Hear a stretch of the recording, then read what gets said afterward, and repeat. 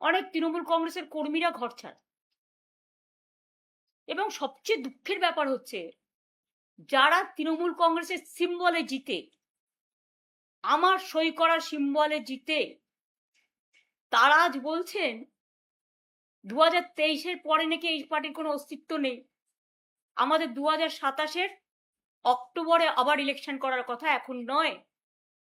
কারণ এটা 22 সালের সিদ্ধান্ত ওয়ার্কিং আমাদের প্লেনারি সেশনে কনস্টিটিউশন সংশোধন করে কনস্টিটিউশনে এটা বলা আছে, পার্টির কনস্টিটিউশনে।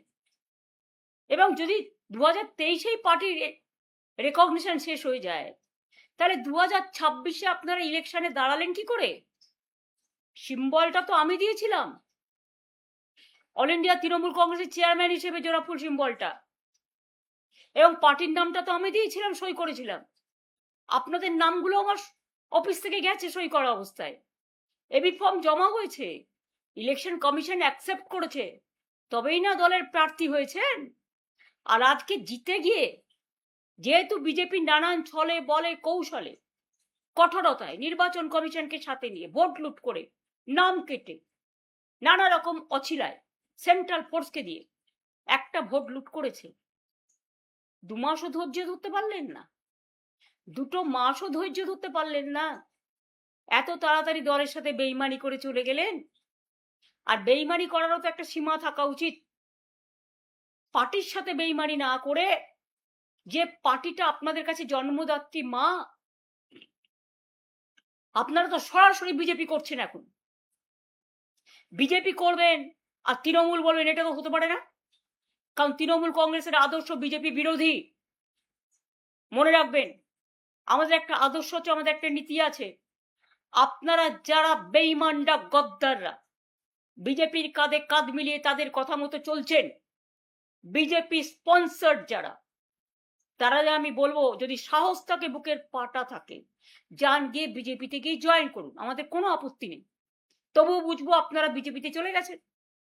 বিজেপিতে থেকে দল ভাঙার চক্রান্ত। ভাবেন কি যে আমি মরে গেছি? ভাবেন কি আমাদের কর্মীরা মরে গেছে? ভাবেন কি অল ইন্ডিয়া তৃণমূল কংগ্রেস মরে গেছে? মনে রাখবেন, আপনার পক্ষে আছে বলে সরকার, আপনি তাকে দিয়ে নির্বাচন কমিশনের কাছে কমপ্লেন করিয়ে আপনি সিম্বল কেড়ে নিতে পারেন। যদিও আমরা জানি সিম্বল আপনার পক্ষে যাবে না, কিন্তু ধরে নিলাম যদি ভ্যানিশ কুমার বাবু আমাদের পার্টিকে ফিনিশ করার জন্য ইলেকশনটাও করেছেন, যদি সিম্বল দিয়েও দেয়, তাতে কি যায় আসে? সিম্বল সেটাই হয় যেটা সাধারণ মানুষ গ্রহণ করে, তৃণমূল কংগ্রেসরা গ্রহণ করে। আমি এই সিম্বল নিয়ে 1 মাস 22 দিনের মাথায় আমি কিন্তু লড়াইটা করেছিলাম। তখন আমি সিম্বলটাও কাউকে চেনাতে পারিনি। আর এখন দরকার আমি গলায় সিম্বলটা ঝুলিয়ে মানুষের কাছে যখন বেরোবো, আপনারা কি আমার কণ্ঠরোধ করতে পারবেন? অত সস্তা নয়। হ্যাঁ, কণ্ঠরোধ করতে গেলে আপনাদের আমাকে প্রাণে মেরে ফেলতে হবে। তার তো চেষ্টা কম করেননি। কাকে মারেননি? মহুয়াকে অ্যাটাক করেছেন, অভিষেককে অ্যাটাক করেছেন, কল্যাণকে অ্যাটাক করেছেন, আমার বাড়িতে হামলা করেছেন। আমাদের অনেকে যারা আমাদের সহকর্মী, তারা লক আপে পড়ে আছে, মাটিতে শুয়ে আছে, কাউকে কোমরে দড়ি বেঁধে, কাউকে পায়ে শেকল বেঁধে, কাউকে মাথা নেড়া করে, কারো মাথায় কপিল ঢেলে আমাদের কি বলে সমস্ত নানা রকম কিছু ঢালছেন, গায়ে নানা রকম কিছু ছুটছেন, বলতেও লজ্জা লাগে। বাচ্চারা মিড ডে স্কুলে ডিম পায় না, আর আপনারা হাট্টিমা টিম করে বেড়াচ্ছেন। এটা বাংলার কালচার কোনোদিন ছিল না। আমরাও ক্ষমতায় 15 বছর ছিলাম, আমি কখনো পুলিশকে দিয়ে এই কাজটা করাইনি। বিজেপির নিজস্ব সংগঠন নেই বলে I am sorry to say, এটাই আসল সত্য যেটা আমি জেনেছি। আইসিদের দিয়ে ব্লক প্রেসিডেন্টের কাজ করাচ্ছেন, এসপিদের দিয়ে জেলা প্রেসিডেন্টের কাজ করছেন, এটা তাদের কাজ নয়। আমি মনে করি তাদের কাজ মানুষকে আইন শৃঙ্খলা দেওয়া, রক্ষা করার দায়িত্ব নেওয়া, মানুষকে রক্ষা করা, শান্তি দেয়া, স্বস্তি দেয়া, শক্তি দেয়া, ভরসা দেয়া। ভরসার বদলে আপনারা কি করছেন? সন্ত্রাস। কেন পুলিশ গিয়ে বলবে? আমি তো জানি যারা গেছে, গাড়ি নিয়ে এসছি, চলুন, হয় যার নাম বলছি তার সাথে গিয়ে জয়েন করুন, আর তা না হলে লকআপে চলুন।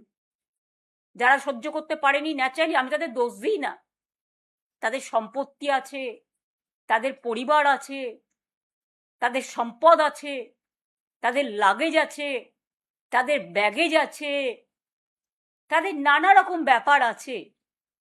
নিশ্চয়ই যার যার পরিবার ভালো থাকুক, এটা আমি চাই। কিন্তু আপনারা মনে রাখবেন, আমাদেরও পরিবার আছে। তৃণমূল কংগ্রেস পরিবারটা বৃহত্তর পরিবার, মামাটি মানুষের পরিবার।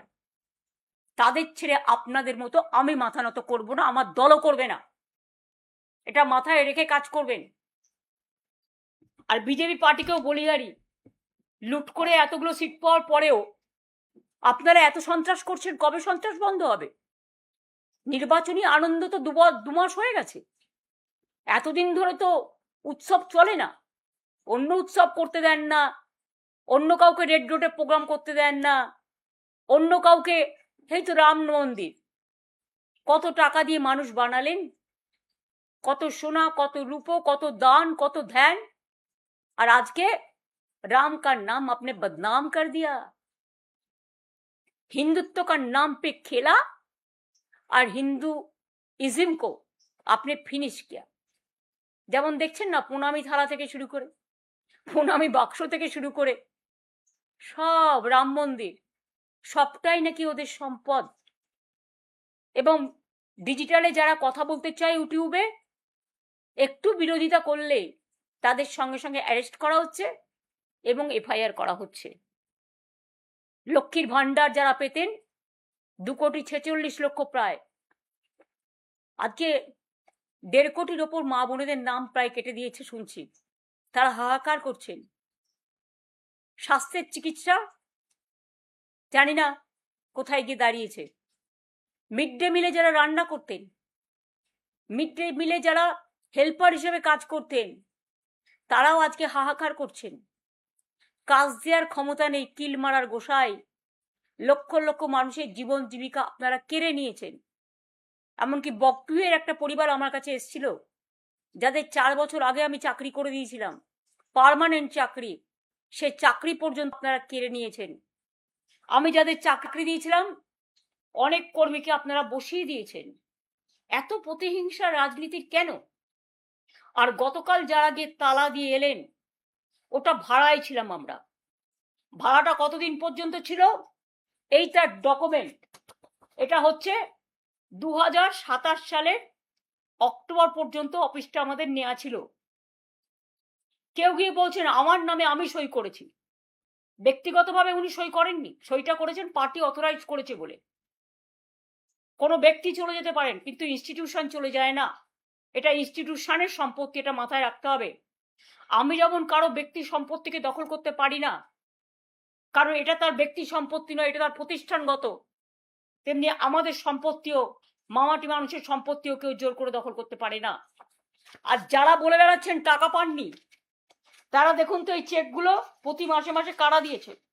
আমরা যদি না দিয়ে থাকি তাহলে আমাদের কাছে এত ডকুমেন্ট কোত্থেকে এলো? দেখুন দেখুন দেখুন, মেনটেনেন্স করি আমরা, প্রতি মাসে 1 লাখ টাকা করে ভাড়া দিয়ে আমরা চেকে, ইলেকট্রিসিটি বিল দিয়ে আমরা, কর্পোরেশনের যা যা লাগে দিই আমরা। আর আপনারা গিয়ে সেন্ট্রাল ফোর্সকে নিয়ে গিয়ে তালা দিয়ে দিচ্ছেন। একটা বাড়ি তালা দিতে পারবেন, কিন্তু মনে রাখবেন হৃদয়কে কখনো তালা দেওয়া যায় না, মানুষের হৃদয়কে। কাজেই প্রস্তুত থাকুন আগামী দিন। ইন্ডিভিজুয়াল কারো বিরুদ্ধে আমার কোনো রাগ, আমার কোনো ক্ষোভ নেই। আমাদের পুরনো বিল্ডিংটা তৈরি হচ্ছিল বলেই, ভেঙে ভেঙে পড়ছিল বলেই আমরা একটা বিল্ডিং ভাড়া নিয়েছিলাম, রীতিমতো চেকে ভাড়া দিই। আর কত ডকুমেন্ট দেখতে চান? আমি আপনাদের পরপর একটার পর একটা সব দেখিয়ে যাব, সেটা ব্যাপার নয়। আপনারা কি বললেন? ভাড়া পান না। কেউ আবার বললেন আই এম অথরাইজড। অথরাইজ ছিলেন তখন, এখন নয়। এখন আপনি দল বদলু, অন্য জায়গায় গেছেন। আপনারা ভালো থাকুন, আপনাদের পরিবার ভালো থাকুন, আপনাদের সম্পত্তি ভালো থাকুন। যে অ্যারেস্ট হয়েছে সে ছাড়া পাক। আমি জানি ফেস টাইম আমরা করি লাইভ, মানুষকে লাইভ দেখাবার জন্য। আর আপনারা যে ফেস টাইম লাইভ করছেন, সেটা হচ্ছে আপনাদের নিজেদের বাঁচানোর জন্য। তাহলে যারা আজকে লড়াই করছে, জীবন দিচ্ছে, আজকে প্রায় 14-15 জন সুইসাইড করেছে, মারা গেছে, সুইসাইড এবং মারা গেছে, তাদেরটা কি হবে একবার ভেবে দেখেছেন কি? কোথায় টাকা জমা দিয়েছে কারা, তৈরি করেছে কারা? আজকে কি আপনারা তালা দিয়ে চলে এলেন? এফআইআরও করা হয়েছে, কেন দিলেন? এবং আজকেই তার জন্য কাউকে পদত্যাগ করতে হলো। আসল ঘটনা তা নয়, উনি অনেকদিন ধরেই আমাকে বলছিলেন পদত্যাগ করবেন, কারণ ওনার ছেলে গিয়ে অলরেডি হাত মিলিয়েছেন। আমার তার জন্য কিছু বলার নেই, ভালো বুঝেছে হাত মিলিয়েছে।